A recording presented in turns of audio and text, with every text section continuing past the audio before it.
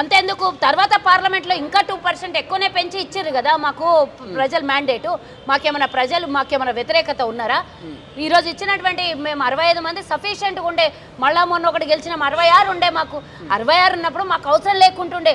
మీరు మమ్మల్ని రెచ్చగొట్టి మమ్మల్ని ఇబ్బంది పెట్టినందుకే మేము ప్రజాపాలన చేయాలనుకున్నాం, ప్రజల మీద కాన్సన్ట్రేషన్ పెట్టాలనుకున్నాం, మేము ఇచ్చిన పథకాల్ని పూర్తి స్థాయిలో అమలు చేయాలనుకున్నాం, నిరుద్యోగ యువతకి ఇచ్చినటువంటి హామీలను నెరవేర్చాలనుకున్నాం.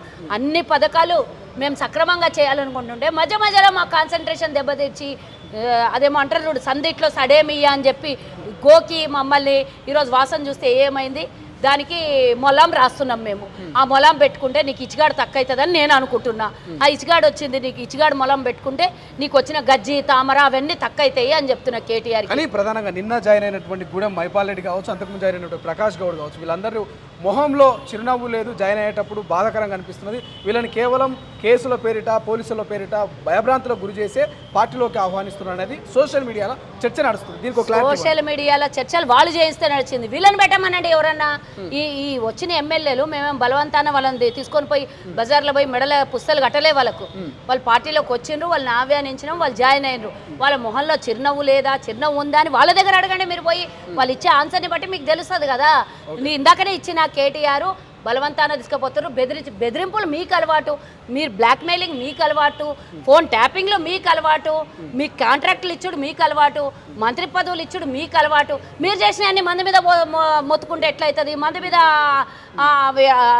ఆధారాలు లేని మాటలు మాట్లాడితే ఎట్లయితుంది? మీకున్న అలవాటుని మంది మీద రుద్దుతారా మీరు? ఈ రుద్దే కార్యక్రమం బంద్ చేసుకోండి. కేటీఆర్కి పని లేకపోతే ఒక కొడుకున్నాడు మంచిగా, హిమాంష్ అనేటోడు, ఏండో ఫారెన్లో ఉంటాడు, పోయి ఆయనతో కొన్ని రోజులు గడిపిరా. ఎందుకంటే ఆ పేరు మీద పోతేనన్నా నీకున్నటువంటి వ్యాపారాలు అక్కడ సరిదిద్దుకోవచ్చు. గట్ల పోయి కాలం గడిపిరా కొన్ని రోజులు. మీ నాయన అయితే పూర్తిగా ఇక దగ్గర పడ్డటువంటి రోజులు వృద్ధాశ్రమమో గిద్ధాశ్రమమో ఏంటన్నా చూసి ఆడ పెట్టుండి. ఇక ఇట్లాంటి మాటలు ఎక్కువ మాట్లాడితే ఇంకా ఇంతకన్నా ఎక్కువ ఎంతమంది వచ్చే అవకాశం ఉంది? ఇంకా కారు మొత్తం ఖాళీ అవుతుందా? అన్ని మీకు చెప్తారా?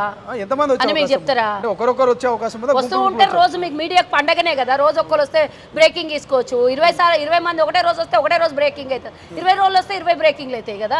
ఓకే. సో దాంతో పాటుగా రుణమాఫీకి సంబంధించి కూడా గైడ్ లైన్స్ జారీ చేసినట్టు తెలుస్తుంది. కానీ కేటీఆర్ గారు అటు ప్రతిపక్షాలు కేవలం కొన్ని కండిషన్స్ పెట్టి ఇవ్వలేక కొంతమందికి మాత్రమే పిచ్చోళ్ళ లెక్క అందరు చేస్తారు అనుకుంటారేమో. ఆ పిచ్చోళ్ళ లెక్కలు కాదు. 31,000 కోట్ల రూపాయలు రుణమాఫీ చేయబోతున్నాము.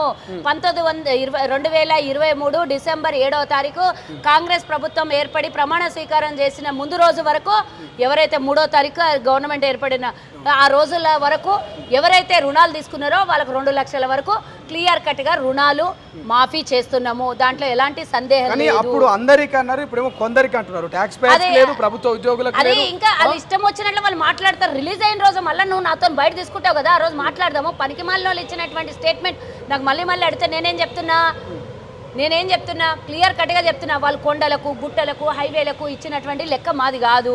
కొండల మీద రుణాలు తీసుకుంటే ఏమంటావా చెప్పు, నేను ఇస్తాను నీకు. హైవేలకు రుణాలు తీసుకుంటే ఏమంటావా చెప్పు, ఏమంటే చెప్పు. ముఖ్యమంత్రి గారి దగ్గర పోదాం అన్న.